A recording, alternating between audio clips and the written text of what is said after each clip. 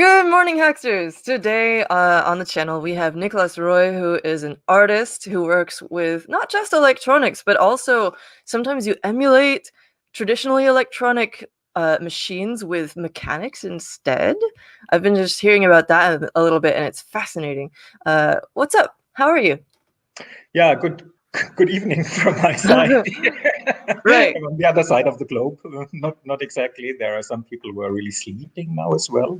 True, it's Who not cannot good see morning this. for everyone. Yeah, no, it's not good morning. But it's quite a nice time actually for us in Europe here to watch this now. So it's a nice evening program.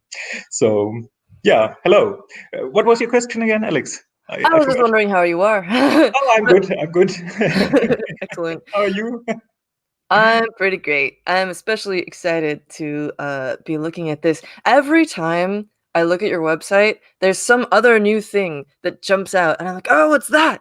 So you've done a ton of work with pneumatics, with music, with cardboard even, and it seems that a large part of what you do is installation art. So could you tell us about your most recent piece? And what is that? What is my most recent piece?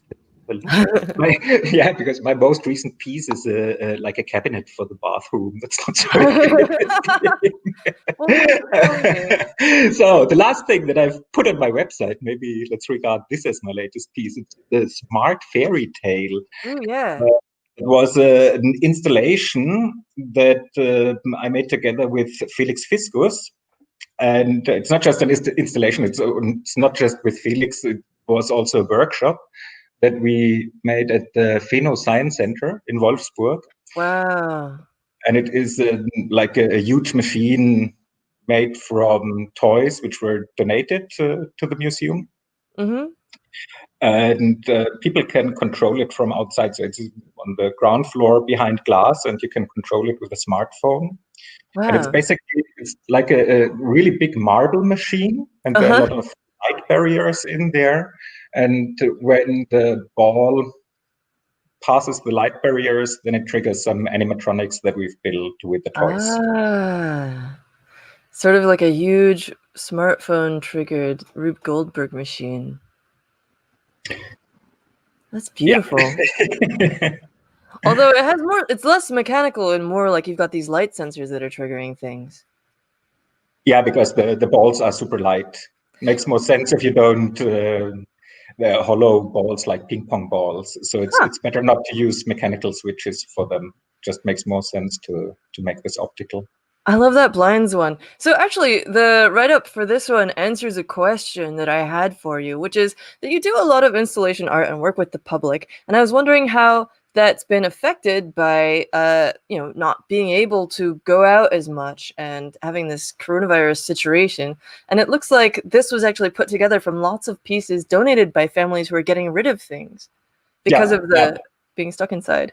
Yeah, the idea for this was already there before the coronavirus was there, Right. but this was the positive thing that people were really cleaning up a lot in probably all around the world. But I know for sure in Germany, and people put a lot of stuff outside on the streets in Berlin that you could take for free.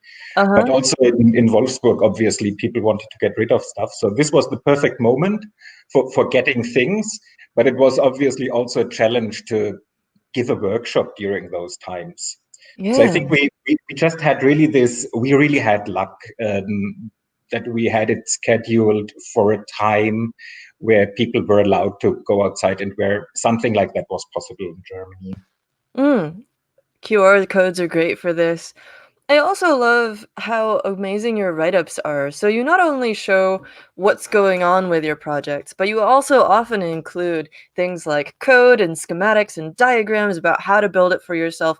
A lot of people in our community are self-taught, and I was wondering how you learned to do all this kind of stuff. I'm Googling. I read Wikipedia. Do you And have then I try stuff out.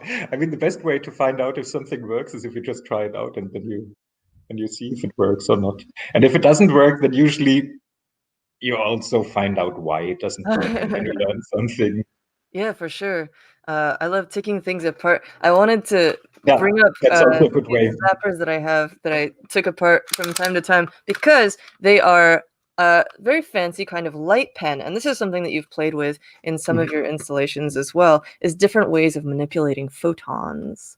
So let me see if I can find it. Oh, I do want to look at this one. I want to look at all of these. This is going to be a problem. We have At some point, I want to go sleeping. Yeah, but you made this Maybe wonderful. 3 hours. 3 hours.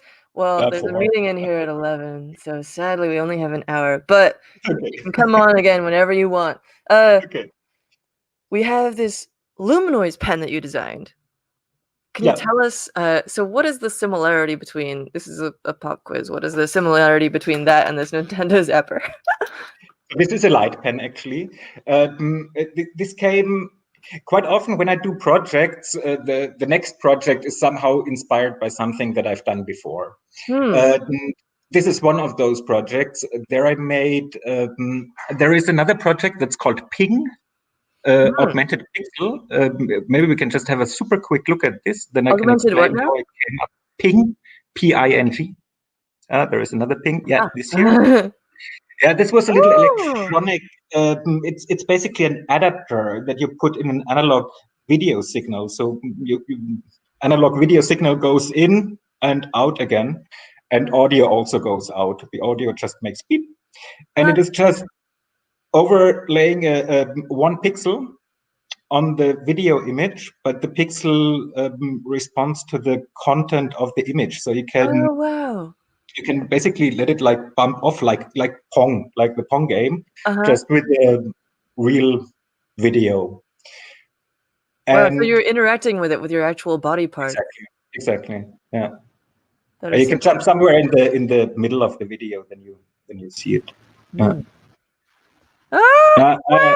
There you can see it. What are you using to do this? That was made with an Atmega 8. And that was it. It was an Atmega 8, and let me think, and then LM1881, I think. So this video sync separator. It's a little chip that gives you out the sync signal of the video signal.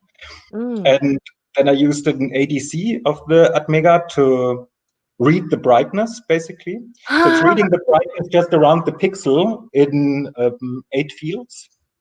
And then it knows if it gets dark somewhere, and then it just bounces off in the other direction. That's incredible. So it looks like something that someone would do with like a Raspberry Pi or OpenCV, something like that. But instead, you're just using an Atmega chip and an op amp, right? And an ADC. Well, an ADC is part of that. It's not an op amp. It's a separate chip that just filters out basically the sync signal out of the analog video signal to synchronize it. Wow. And use that to sense the brightness. This doesn't sense the brightness. ADC senses the brightness. The Atmega senses the brightness, exactly. And this just synchronizes on the video signal. And I had this when I made this. It was on Hackaday, and someone in the comments said, this is a little bit like a light pen also.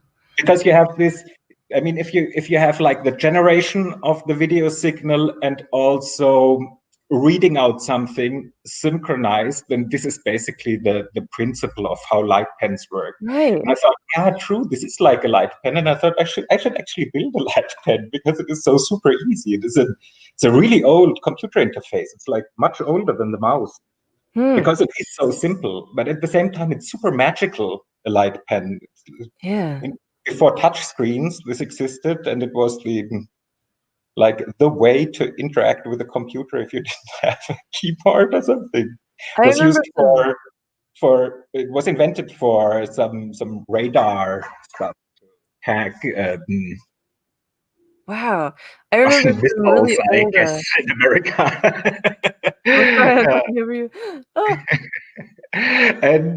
And then I thought, it would be cool to build a light pen, and it's the hardware is a little bit similar. It's even more simple. It is really just an Atmega 8 without this sync separator, because it doesn't have to sync on an existing video signal. And what the Atmega does there is it produces a video image and audio. And it's a little synthesizer that you Wow. play with a light pen on a CRT. What does it sound like? Annoying. That makes sense. Yeah, there is a video. Can you play it and can we listen to it? Let me see if I can get audio from this. Well, I might not be able to, which would make me very sad, but I think it's... Oh, wait! I can hear it. Great!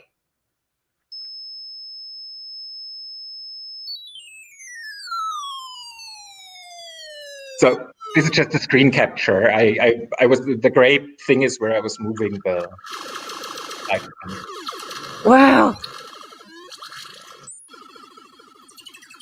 This is awesome!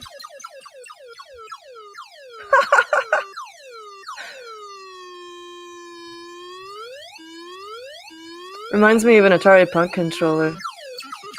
Probably similar kind of... Wow. Wow. I'm sorry to be yelling over your video, but this is what was happening the whole time I was looking at your website. It's like, ah! This is so cool. I mean, people can watch it later in full length if they want to. Yeah. Of course, everyone, the link is in the description to the video, to this main website. And of course, there's a similar one sort of in the opposite direction, the Flying Pixel Portrait Camera. Or maybe it's in the sort of same direction. You're doing it's super much in the same direction. Yeah. This is actually, this is, if you have no ideas at all, you can always look in the history of technology and just try to replicate something that has been done before with the tools that exist today. And this is actually how the very first TV cameras worked. So they were like a dark chamber, probably in the size of a phone booth or so. And the camera, you were sitting inside the camera. So the TV presenter was sitting inside, and it was just captured with one photo cell, the image. Wow. And there was a projector that was just projecting one flying spot, like one little spotlight over the face. And the reflected light from this spotlight was captured by the sensor, and that produced the video signal. So you could do this flying spot. You could do this with a Nipkow disc. So it's basically just a disc with holes that spins in front of a light. And that creates the individual pixels? I would assume rather than it being like a continuous... Where do we start to explain now? Oh, sure. I'll let you do your thing. In an analog video signal, what you have is you don't have the concept of pixels. You have the concept of lines, basically. And they are drawn like in this pattern, so one line after another. Yeah. So you have a serial analog signal where higher voltage is bright and lower voltage is dark. That's it. If you are at the end of the picture, you start at the top again and scan the whole thing. So this is how TV works. This is how cameras were working for analog television. That they were just scanning the image one line after another, transmitting this as a signal, and then at the CRT screen, they happened the same thing, just synchronized, and the electron beam was just projecting on the phosphor screen, and more electricity goes out, the brighter it gets at this point. And this is how you transmit a picture. And yeah, this is how it worked there. It was just a light spot basically going over the face, and the brightness in this chamber was then captured and transmitted. And I've done basically the same, just with a video beamer. So I just projected one pixel that is moving, and I just had one photo resistor in that case that was capturing the brightness, and the computer that was connected to the video projector knew where it was or where it is right now projecting the bright pixel. So it also knows that the reflected light right now in this moment is then the brightness of this point on the screen. Does this make sense? Yeah. Clear enough? Yeah. So this is how it works. But this was super slow because here with a video projector, obviously you cannot move this pixel super fast. I mean, you're limited by the frame rate of the video projector. So in the old days, when they really used this as a video camera, that was actually much faster. And this here for the photo camera, this was really just a quick experiment that I've made just out of some cardboard boxes. So you can see here on the top right side there is a projector, video projector, and then you're in this dark chamber behind this black thing, and there is just one point projected on your face. And in this chamber is this one photo sensor, and then on the laptop it assembles a picture, and it takes, I don't even know, took like half a minute or so, I think. Then I also tried this with color, so it made like always a red, green, blue pixel, but yeah, with questionable results. It took super long also. Oh yeah, I bet. Well, were you scanning red, green, and blue at the same time or in series? Oh, one after in series, yeah, exactly. Yeah, it was just one sensor, and it was also super old photo sensor. It was probably from the 60s or so. So it was not a very fast one. Oh, and legit. Obviously also not reacting very well on blue here. Oh no, yeah. Yeah. Well, so you have this series of ones around light, and you also have a sort of theme of doing pneumatic computing. You said that you have a ton of vacuum cleaners at home, and you use them for very unusual things. Can you tell us about some of your pneumatics projects? Yeah, this is a nice one. Maybe we start with one like this here. I think that was once when I was just vacuum cleaning. I don't know. I had some pipes or hoses lying around, and I realized, oh, you can actually. I mean, a vacuum cleaner is crazy powerful. They have like 1,000, 2,000 watts, so you can do something with them. And I was just experimenting with how far can I suck stuff with them. It's like how do you call this in English? This post system, pneumatic post, I think. Yeah, pneumatic mail. Yeah, Tubes. exactly. Yeah. So I was a little bit experimenting in this direction, and then I realized how ping pong balls work super well, and they work exactly super well with 50 millimeter diameter pipes, which are like standard size. And then I made a couple of projects with this kind of stuff. Also, what we've just watched at the beginning, this were with the Smart Fairy Tale, the materials, this were some remains from those projects. So this here that you just had on the screen. Oh, this one? No, the pneumatic. The sponge ball There we go. accelerator. Yeah. Maybe you can just jump somewhere into the video. Yeah, then people can see it. Maybe without sound. Yeah. So what I've used there, can you hit the play? Yeah, it seems to be not playing. This is because it's Vimeo. Vimeo is sometimes a little bit slow with this kind of stuff.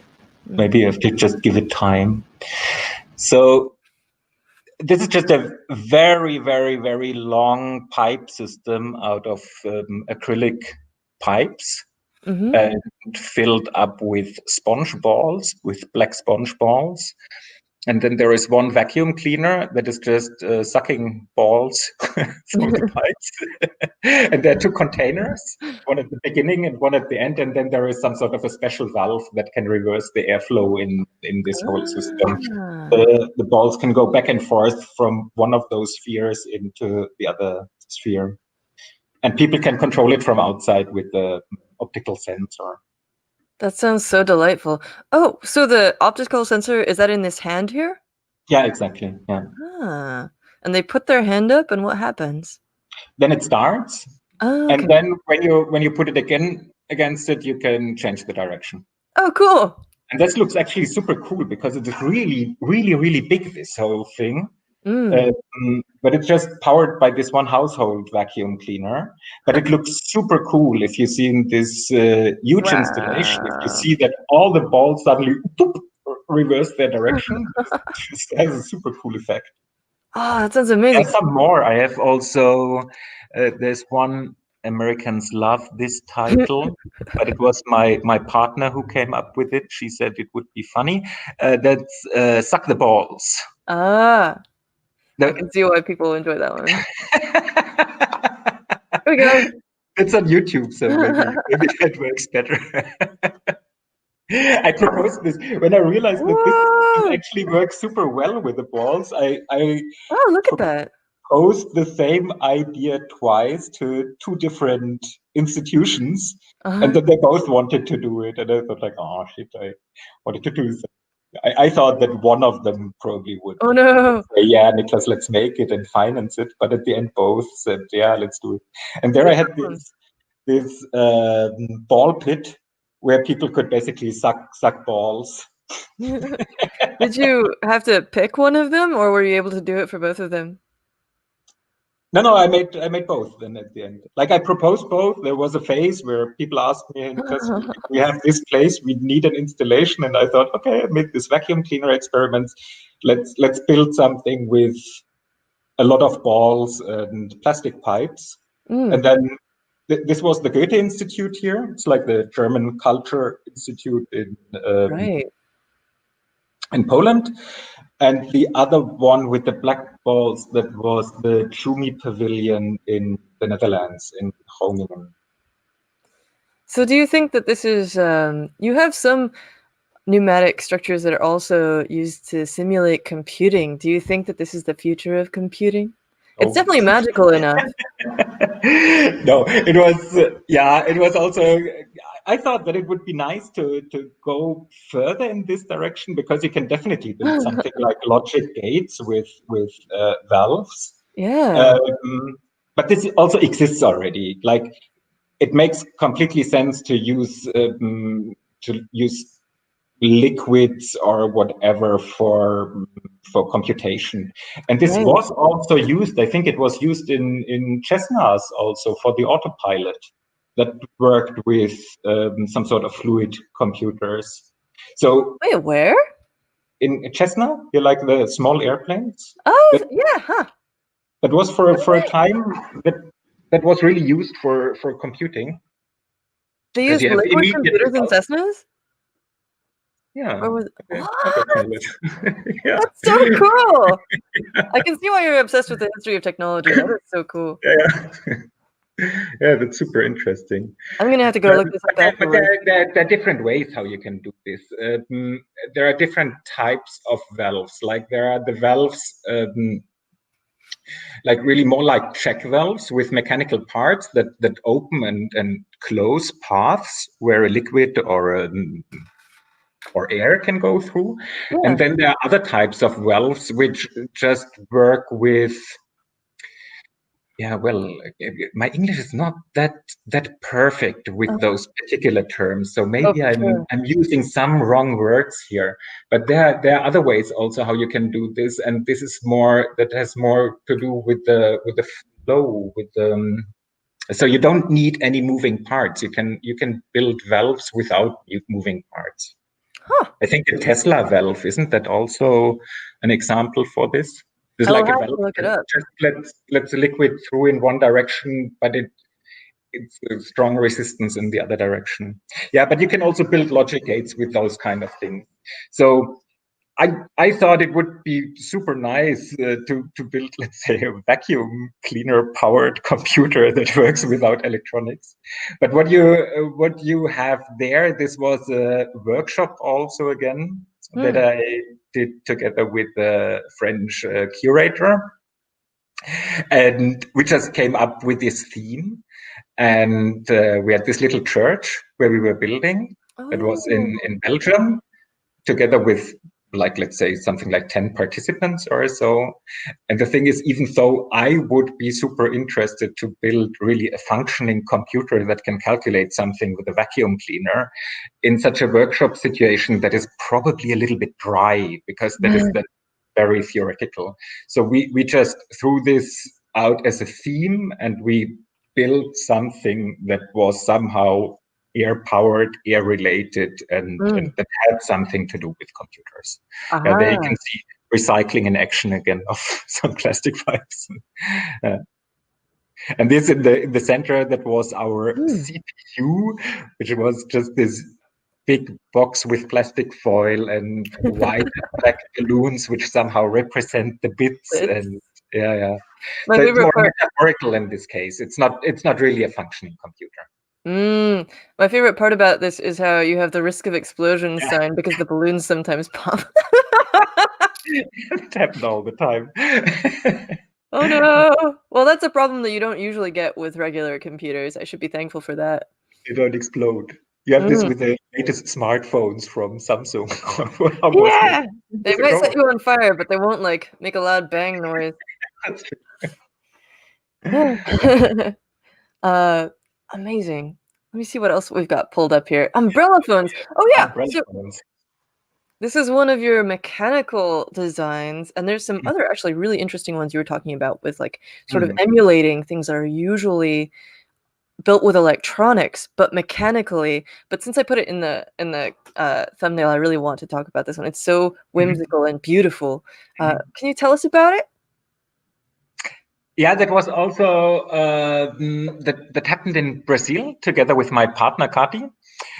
We have been invited for a workshop there, and it was for a festival. I think it was about art, music, and technology was like the theme of the festival. So we thought, okay, but what can we offer? It's related to art, music, and technology, Right.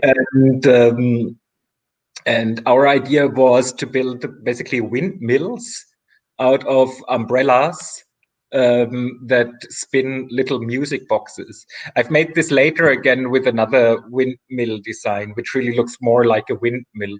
But there, the idea, it's inspired basically by anemometers, those little like Right, yeah. things that spin and measure the speed of wind with 3 half ping pong balls. At least this is how they look like. And we Yeah. thought, this should be also possible with umbrellas, and it might look nice. And the good thing about it is that it actually works really well, even if there is just a little bit air movement because they're so large. The bad thing about them is, well, it breaks super fast if there is actually wind. Oh, no, yeah.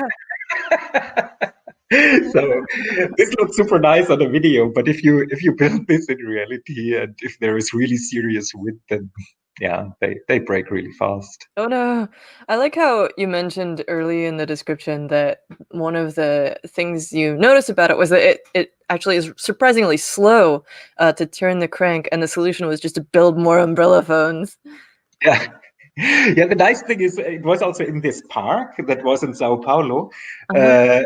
And I think it is super beautiful when you have them spinning slow, but you have many Mm. of them because it creates new music then. And it creates also like a surround sound basically because you hear Yeah. ping pong, ping pong, ping, from everywhere. So it creates this kind of random music, and it looks quite nice. And then we have also built those which are also producing then soap bubbles because Yeah. why not? I mean, Because why wind. not? Yeah. It looks beautiful. Yeah. Yeah. That's so lovely. Let's take a Yeah, look you at can your let's have a because you were mentioning this. If someone wants to make something like that, mm. then we should also if you yeah, on my website, there's just if you check for windmill, I can also. How can I share my screen again? Tick, tick, tick, tick, tick. Bong, bong. Let me unshare mine. So now, do you have my screen? Ah, yeah, There we go. exactly. Yeah, here I have made some. This is basically 3D printed, Oh. a lot 3D printed, and a few foam boards. Wow, so they're like a little mini version of it. Yeah, but they are better suitable for storm. They can really Yeah. survive. So that's it. I will stop sharing again. Oh, that's so Yeah, wonderful. and there are also the plans online if you want to print one and build one. And I made a video where I explain how to assemble. Oh, great. Yeah, there's so much open source content you've put around about these machines on the internet. I love it. Yeah, the reason is that I'm super bad with backups on my stuff. So I put it on my website, everything that's important that I know, okay, And I you know will that you find can it find again. it. Exactly. How my first blog started, it was like, if I need to remember this in the future, at Yeah, least it'll be like me explaining it to future me. yeah, exactly. That's how I do it. And at the same time, I mean, I'm also reading so much on the internet how people have made things and how stuff works. So Mm, I find it actually just fair that I return this also somehow, yeah, right. offer also something for others. Oh man, I wanted to not forget a wonderful part of your write-up. I just love the language that you use here, and you're talking about how particle accelerators and the Large Hadron Collider work, and how the problem with them is that they're too tiny for the particles to be seen with the naked eye. Isn't it? Isn't it? I mean, if they would use larger particles, it would make everything so much easier. Those physicists, huh? They are sometimes really they're stuck somehow in their little world. If they would think a little bit bigger, that would make stuff so much easier for them. Ah, Yeah, so ping pong balls, so much more democratic. exactly. And then you have these this emulation of things that are traditionally done with electronics, but with mechanical systems. Can you what's going on here? What are you emulating Yeah, exactly? let's have a look at the cardboard plotter, maybe. Oh, here we go. Yeah. Yeah, yeah. Yeah, I have a fascination for plotters. So I'm probably not the only one, but maybe you can also just let it run without sound. Oh, for sure. Then we can see this in action. So this was again a workshop that I was giving in Offenbach at the art school, and there the theme was.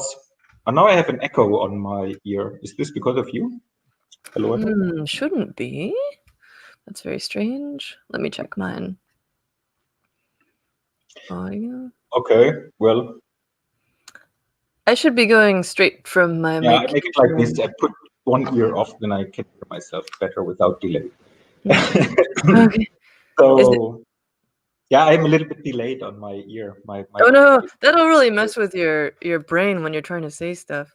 I'm sorry. indeed. Okay, but let's go back to this. So this was this happened also during a workshop that I was giving in Offenbach, and the theme there was cardboard computing. So um, I thought that it would be funny to build. It was students of digital media, as far as I remember, and I thought it would be nice to build computers with them, or what is interesting about computers with them, Mm. some artifacts, and just to use cardboard. And I also wanted to build something myself, and this was this plotter because I had it already for a long time in mind that I wanted to build a completely mechanical plotter that doesn't require any electronics. Wow. And this is then more or less also a prototype of a mechanism that I used later for this instant art career that we can also have a look at maybe. Mm. But there were also there were a few more in this workshop that was not by me, but by the students. They've also built really, really nice stuff. I think that the audience might enjoy. But how it works, it's basically, yeah, you have these two wheels, X and Y, and you enter numbers there, and then you have this on-off button, which basically just lifts the pen and puts it down, and then it has a Ah. little booklet with codes, and the code is always X5, Y3 on, or X3, Y7 off. So you always just move the pen somewhere, turn it on and off, and then a picture emerges. That's so cool.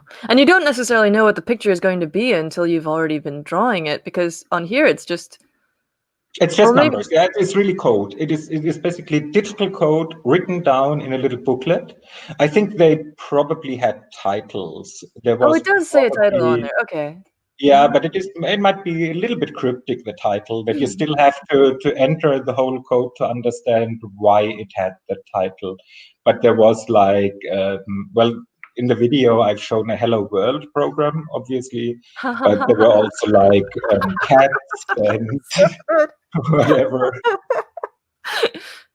I find it quite interesting because when people think about digital technology, they usually think in the direction of electronics, but it really doesn't have to be like that. Like digital is something different than electronic. Um, it's just it's two different things. They do overlap. Like there are electronic computers, but you can make digital things without electronics also. We have a question from Mitch who says, is it relative movements or absolute? It's absolute. Ah, Yeah. there you go. Yeah, there you can see the gears. Mm-hmm. So this is really this is really low. I mean, some transmission also like, Look at that. Oh, it's so good. Wow. And of course, people let's can make have a their own quick look also at the other works, because they're nice GIFs which show this. This is just where do we find those? Yeah, I'm looking.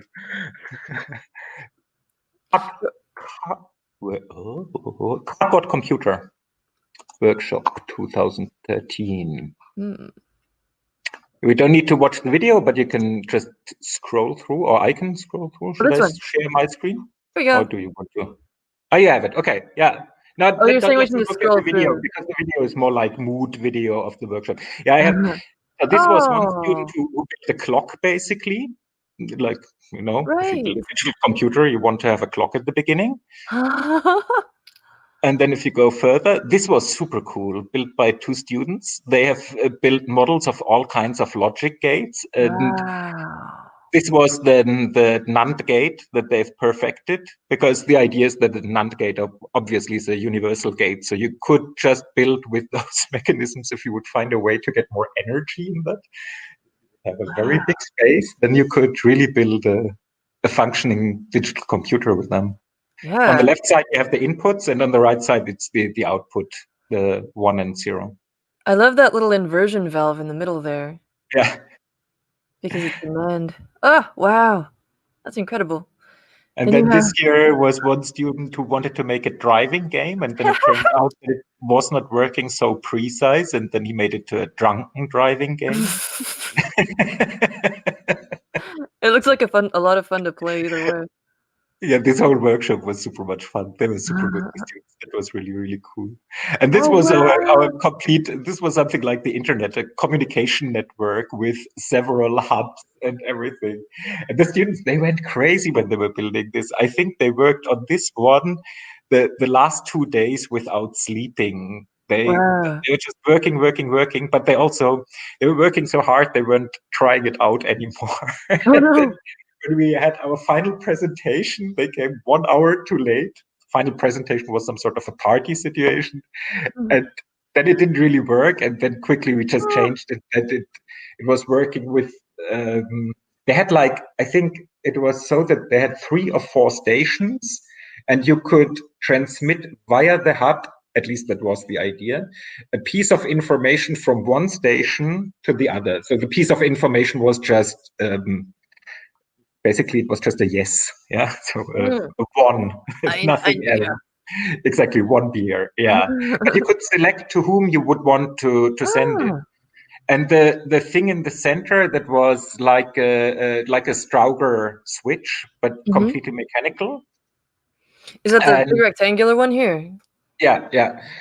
But the student who came up with this, he didn't know what a Strauger switch is.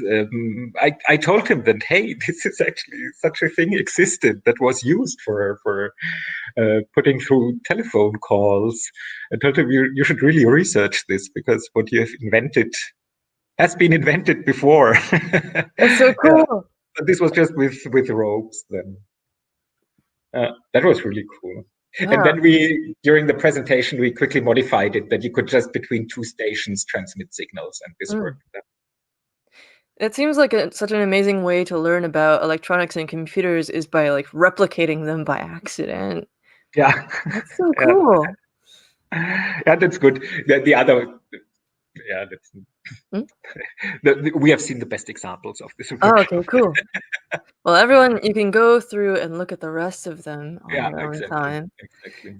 Let's see, we've looked at this one. Oh, I yeah, think this was then like the bigger version of this plotter. That was right. again together with Kati, with my partner. Mm-hmm. There we have been invited to a street art festival in Poland. Ah. And we are not street artists, so we thought that it would be fun to use this kind of plotter mechanism so that people can make art on the street that would be shown in a gallery. So people who are basically just passing by could become artists instantly just by operating this machine from the outside.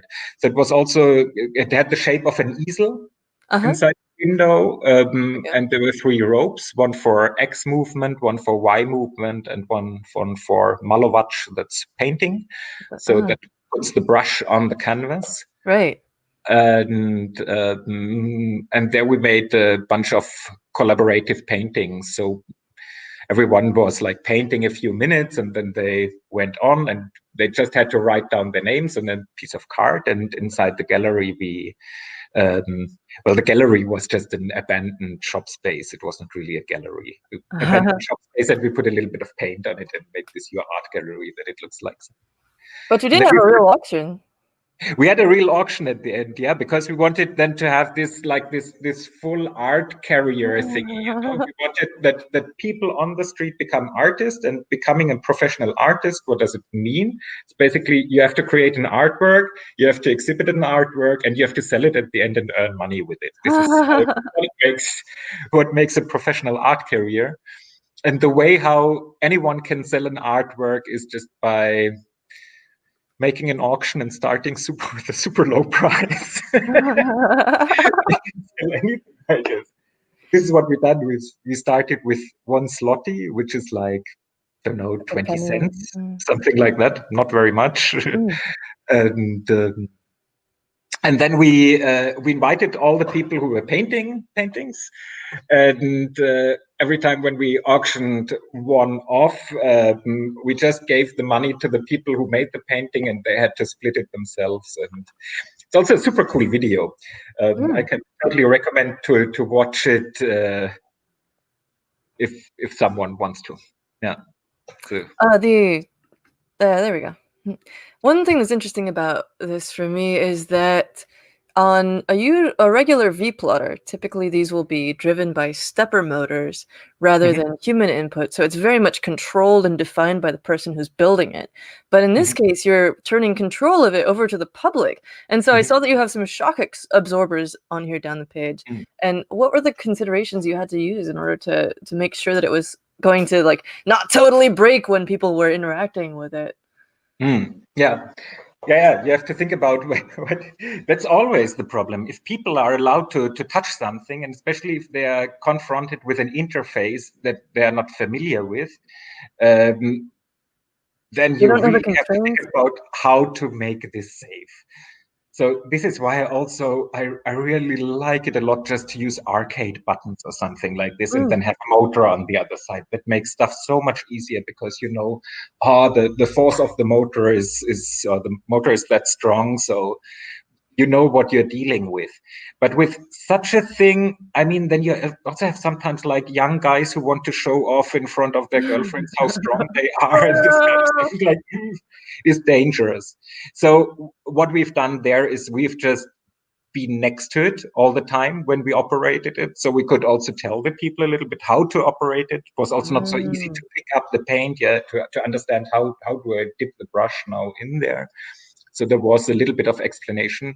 And then indeed, building in shock absorbers and this kind of stuff, just trying to make it as rigid as possible and trying to get the force under control before it enters the machine. Yeah. Yeah. It is nice that there's a safety feature built in that it's already behind glass. Yeah. Are there any more that you'd like to highlight before we wrap up here? Oh, this one is really interesting to me because I've seen modular synthesizers synthesis modules built with, for example, the Teensy, but this one seems to be made out of more basic chips. Yeah. This is even more simple. So this is for a while I built a few synthesizers just with microcontrollers because I was interested in like the algorithms that produce sound, and I realized that the you can make so many interesting sounds with code on a microcontroller. But when you build then a synthesizer, then a lot of work just goes into the case, the amplifier, the interface, all this kind of stuff. And then I thought, okay, why don't I just put like the controller on a little circuit board, and you swap it like modules, like you used to swap modules in the good old 8-bit days, when you were playing Atari or so. But instead of just having the code on the module, I thought, just put the whole controller on the module. So little cartridges.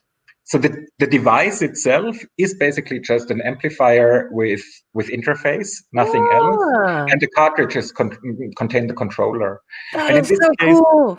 And in this case, I think it was mostly Atmega 8s. I had a period in my life where I was just using Atmega 8, and I knew everything by heart, all the registers and everything. Whoa.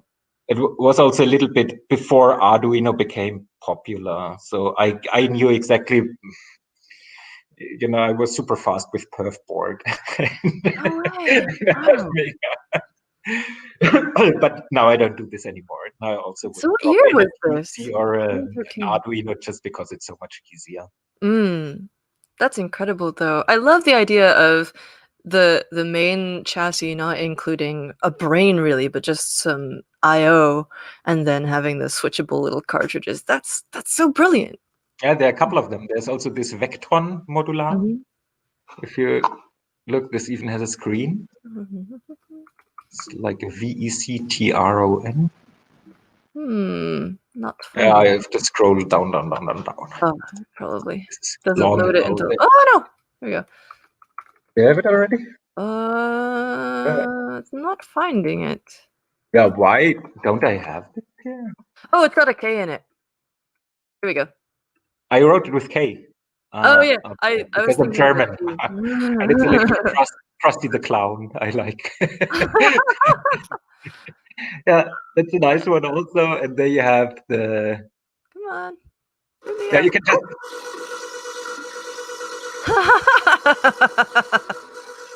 Yeah, maybe the sound is not so interesting, but if you scroll down on the pictures, they can understand the concept also.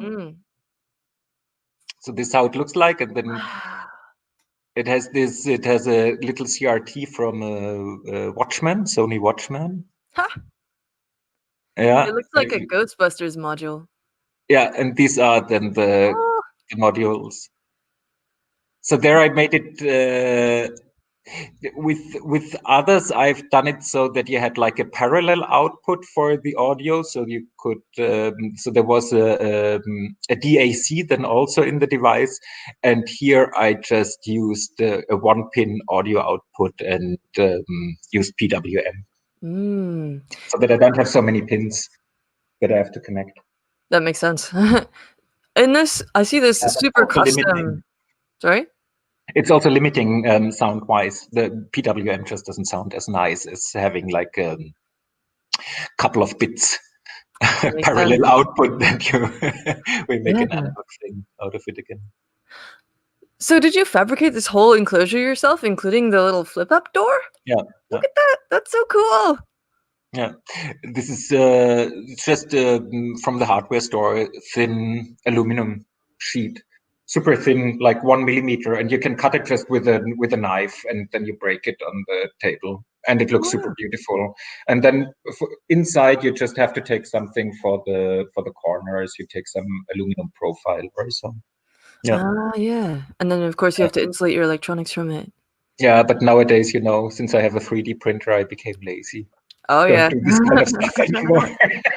But it looks super nice, yeah. Well, you've been through. I feel like you sort of paid your dues, and you can do whatever you like. Yeah, and what is also super nice about this one is actually the stand. there. Hmm. That is a piece of PVC. So I cut a piece of PVC and built a hinge in it by drilling a hole, putting a little steel thing, and it really flaps super nice, flat on the whole thing. Yeah, it's a beautiful thing. Yeah. It is beautiful. Yeah. I think we have time for one more if we want to before we wrap up here. Oh, here we go. Forbidden Fruit Machine. I love this one. You're basically using this apple as a cursor to explore all the detail in this painting. Yeah, it was. Let's be honest here. That was a little bit more the project of my partner than mine. Oh, okay. Yeah. So she is. She had a period where she was totally into open content, and there was the idea: what can you do like with open content from the internet, with open cultural content, which is not a website or something that would be online. And we found this super high-res scan from the Rijksmuseum of this painting from, I think, 1700 something, The Fall of Man. And we retouched it a little bit. So we could separate some parts out of it. So it is the scene where Eve basically is about to bite in the apple, and then, you know, it goes downwards from then on. And you can control the apple, so you can just move the apple around in the picture, also with some sort of XY gantry mechanism, and then when you push the button on the joystick, then different things happen depending on where you are in the picture. If you are on her mouth, then she's obviously eating it, and everything turns very bad. But there can also happen other things, that because the painting has a lot of detail in the background, like there are a lot of animals, like the cat here, it makes them meow. Yeah, you can move it everywhere. And then the arms are also moving with servos. And it's just sensing what it's over by its own XY positioning? Yeah, yeah. Super cool.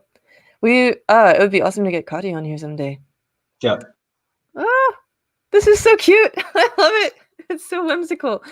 All y'all's collaborations seem just to have so much joy and color, and it does not surprise me at all that you do a lot of interactive art, because I could just stare at this stuff for days and I want to be able to interact with it through the screen, especially. It's so marvelous.